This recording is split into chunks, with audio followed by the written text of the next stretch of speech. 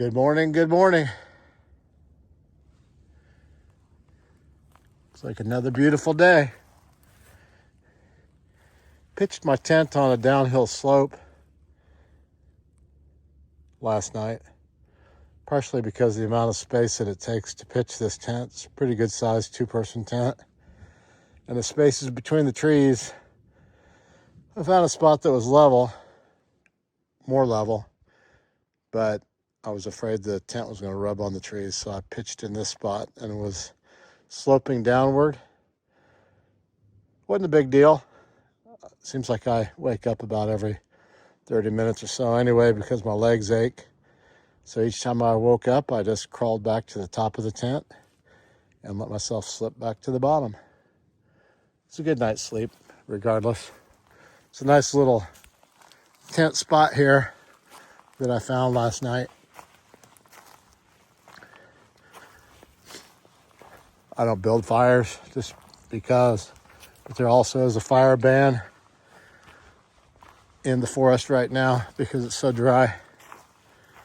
Last night before dark, I did what I do every night when I'm in my tent, which is hang my food in a tree. What you want is you want to be at least 6 feet out from the trunk of the tree. You want the bag to be at least 12 feet off of the ground after you hang it so the bear can't reach it. Actually, this is the branch that I ended up hanging it off of. And this is a little bit low, but I think it's probably close to 12 feet. And the hang method that I use is the PCT method.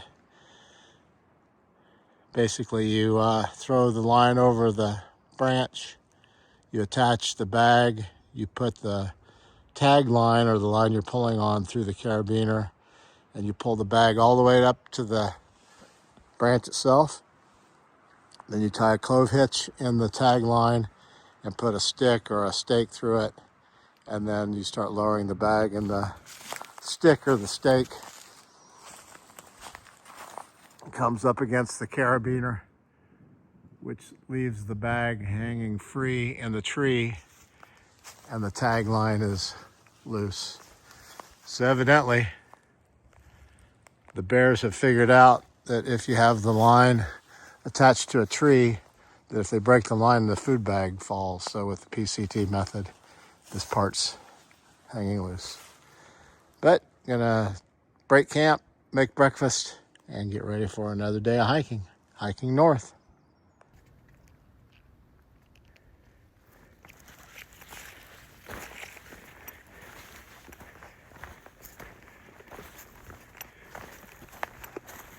This is cool.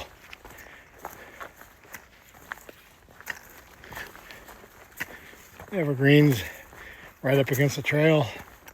Little 2.5, 3 foot wide passage through. I can tell you that the spot that I camped last night,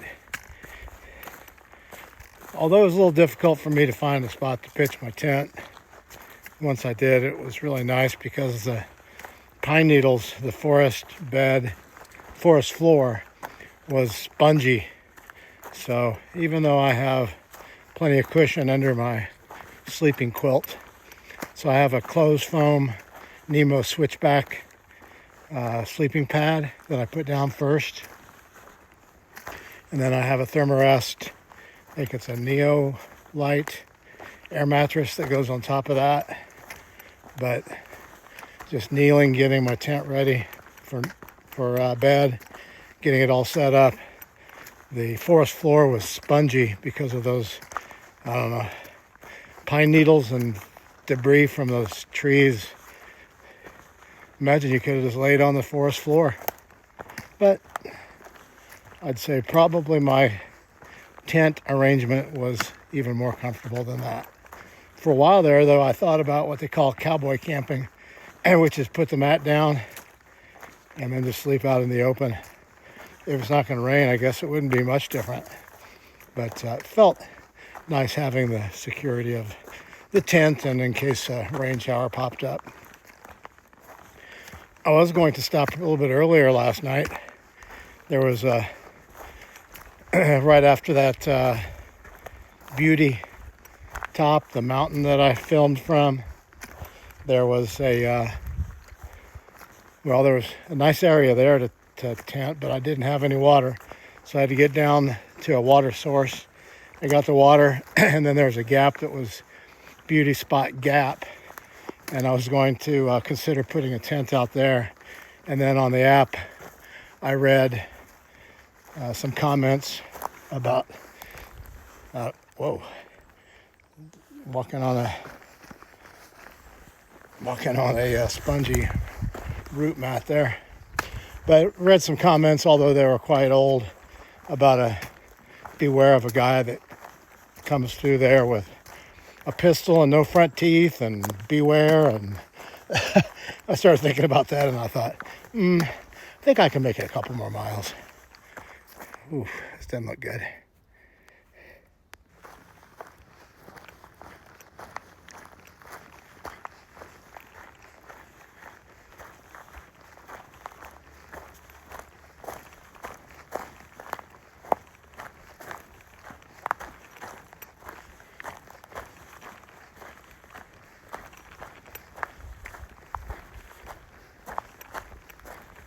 Pretty forest through here.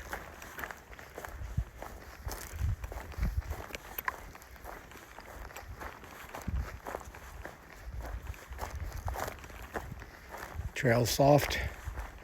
Feels good under my feet. What a beautiful day.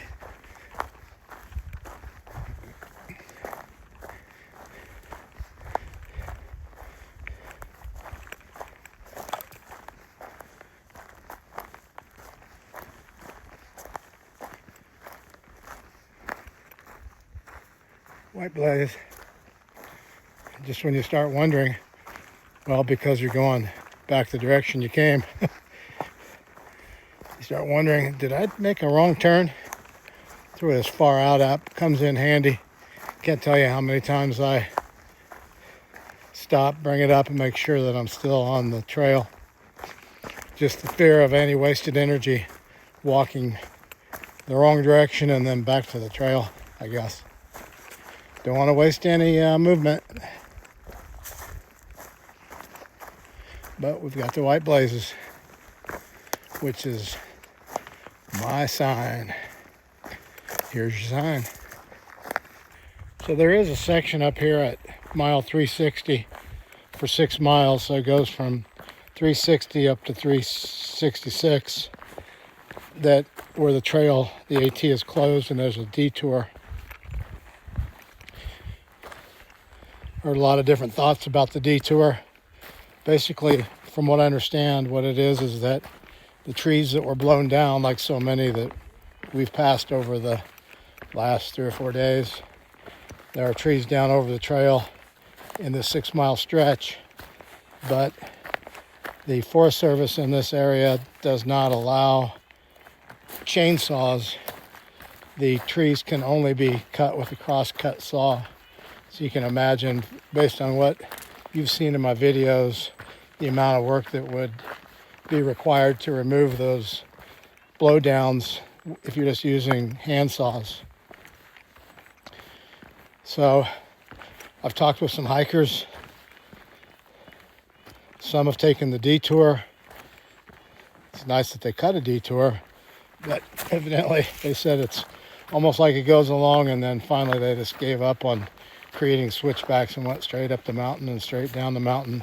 And it's dirt, and pretty much you have to do a boot scoot boogie coming down the slope, and you're almost touching the dirt in front of you going up the slope.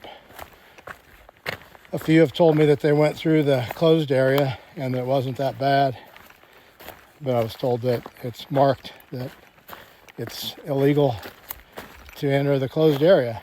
So anyway, that's maybe 3 or 4 or 5 miles ahead of me, and we'll see what it looks like when I get there.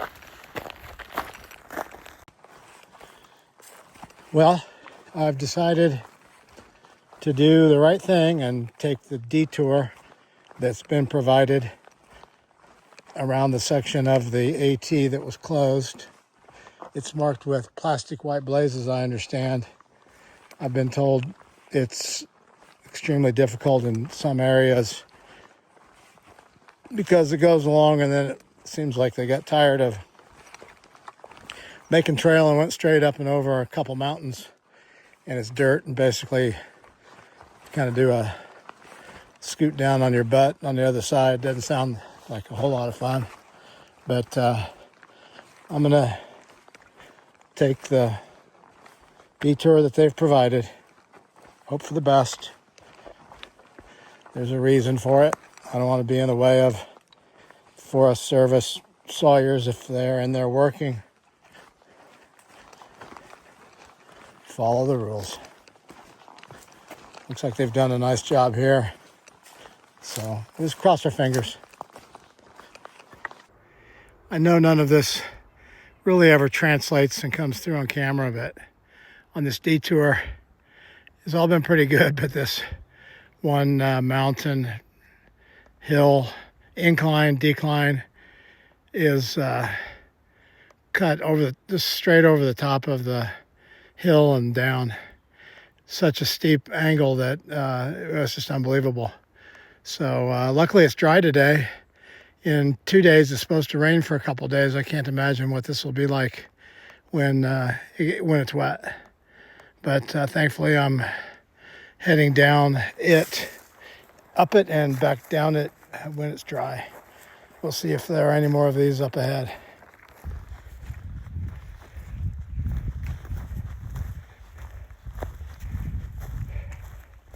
Made it through the detour. Decided to take it. Decided it was the right thing to do since they created the detour, and it was created for a reason. Plus the U.S. Forest Service sign that was there that said that the trail was closed and that it was illegal to use it. I mean, that sounds like a good thing to avoid. The detour, well, a lot of it was a road walk, which wasn't bad. It was a few miles where I was able to look up at the trees and the sky and look around instead of looking right down straight in front of my feet to make sure I didn't trip on anything. So that was a good thing. But boy, they had two sections that were, well, one section that was up and over a, I'll just call it a hill. It's probably 600 vertical feet, and it was extremely steep. I don't know what the angle would be, but I mean, you could pretty much touch the ground in front of you. And then coming northbound on that first hill, it was even steeper coming down the backside. So for southbounders, it would really be a treat. And then, you know, you're back on some Forest Service road. And then at the end, there's another section where it's probably, I don't know, maybe 3 or 4 tenths of a mile. And it's extremely vertical again. It's just dirt through there. But it's just, you know, for me, that angle, I have to stop a lot to catch my breath. But that's okay. Made it through it. It's about, I don't know, maybe 3:30, 3:45. We've got 5 miles to go to a shelter that I'm going to try to get to. I hope that I can make it. There's a campsite that sounds really good prior to the shelter, but I'm trying to keep it to where I have like maybe 2 12-mile days left after today to get to where I'm going to stop next, which is, I think it's Roane, Tennessee. And thanks to some great folks that I met back in Smoky Mountain National Park, Matt and Megan.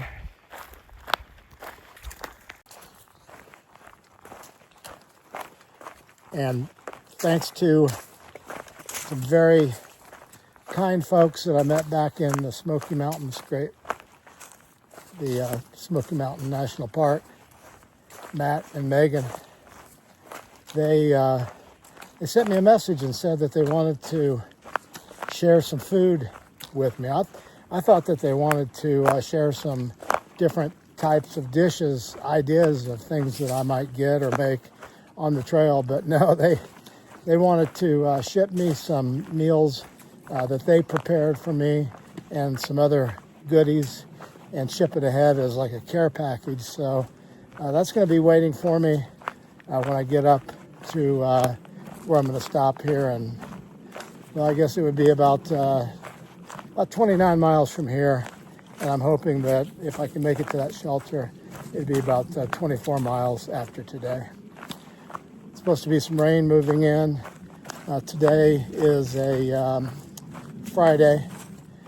Saturday, tomorrow's supposed to be good weather. I'm expecting to go over Roan Mountain tomorrow, so that's back up at some pretty good elevation. So I'm glad the weather will be good, be warm. No snow and ice, I don't believe. But then on Sunday and Monday, it's supposed to be rainy last I looked. So we'll see what the weather has in store. But I just filled up my bottles with water. Gonna keep heading north. Hopefully I can make it to that shelter tonight. I'll see you up the trail. Okay, you guys. Well, I made it to the Clyde Smith shelter. It was a push. It was a push for a few reasons. One is that detour really took it out of me. It was a push because it's good miles, and about the fourth day that I've done some pretty good miles. It was also a push because I didn't want anyone else to pass me, because I'm hoping to have a spot in the shelter. So it's been a great day. Hope you had a great day. God bless you all, and happy trails. See you tomorrow.